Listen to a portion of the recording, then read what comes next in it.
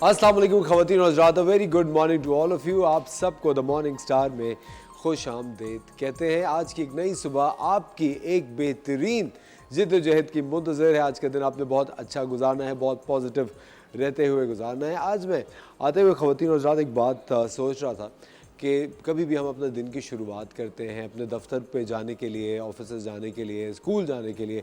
सबकी तर्ज़ की जॉब की जो तर्ज़ होती है वो मुख्तलिफ होती है और हम कभी कभी ये नहीं सोचते कि क्या हम ख़ुद को बेवकूफ़ तो नहीं बना रहे जो काम हम कर रहे हैं वो करके।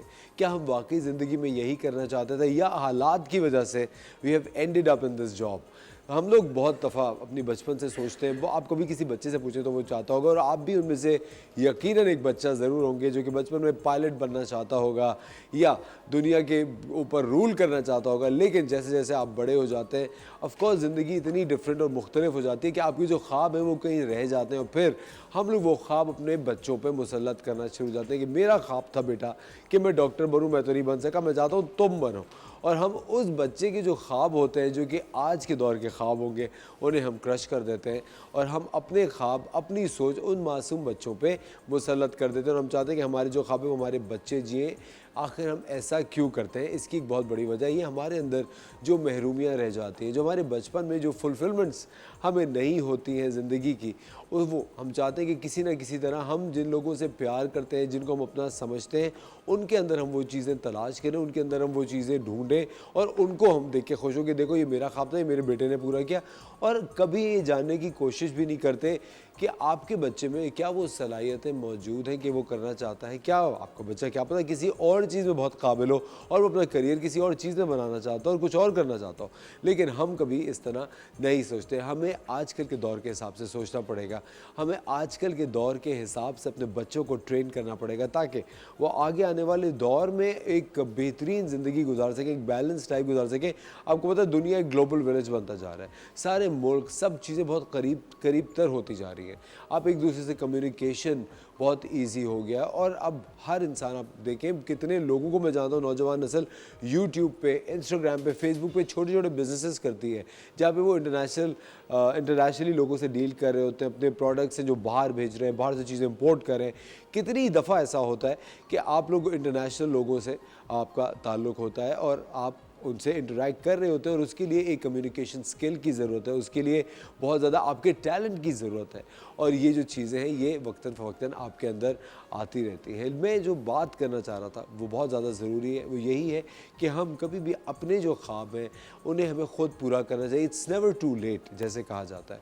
अगर कोई भी चीज़ें ज़िंदगी में जब करना चाहती थी और आप नहीं कर पाई कि अरे भाई बहुत जल्दी मेरे वालिद साहब ने मेरी शादी कर दी थी तो मैं वो नहीं कर पाई, या कभी कभी ये भी होता है कि हमारे हालात अच्छे नहीं थे तो मैं तालीम नहीं हासिल कर सकी।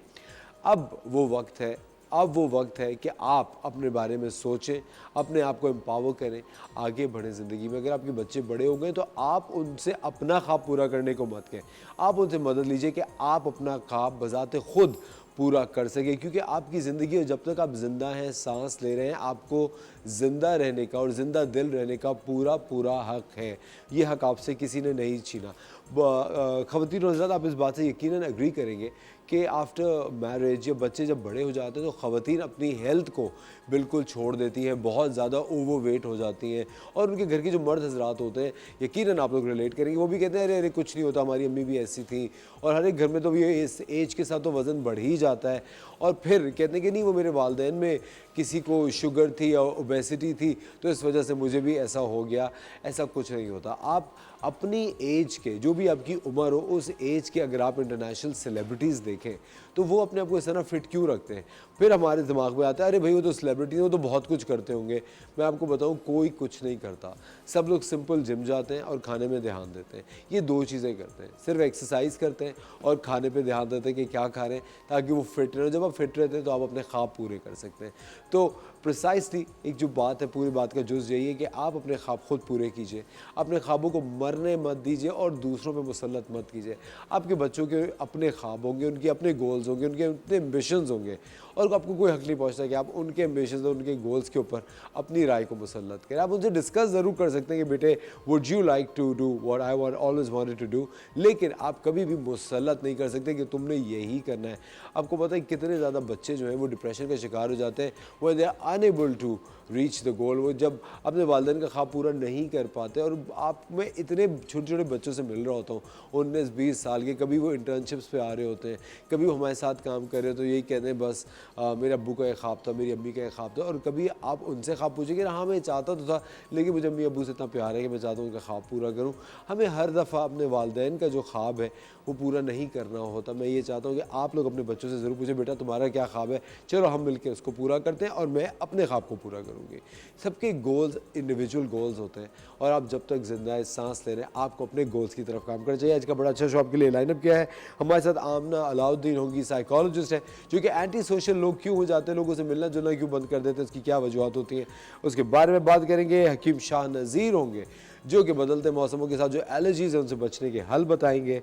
कुरतुलैन होंगे हमारे साथ, आपको बताएंगे कि एक छोटे से कमरे को किस तरह अच्छी तरह से डेकोरेट करते हैं। और बुशीबान की एक टीम होगी जो कि ख़वातीन को ख़ास तौर पे सिखाएगी कि सेल्फ़ डिफेंस कैसे किया जाता है अगर वो पब्लिक प्लेस में हो। और हमारे साथ होंगी शेफ़ मुनीज़ा। लेते एक छोटा सा ब्रेक को, मिलते हैं आपसे ब्रेक के बाद।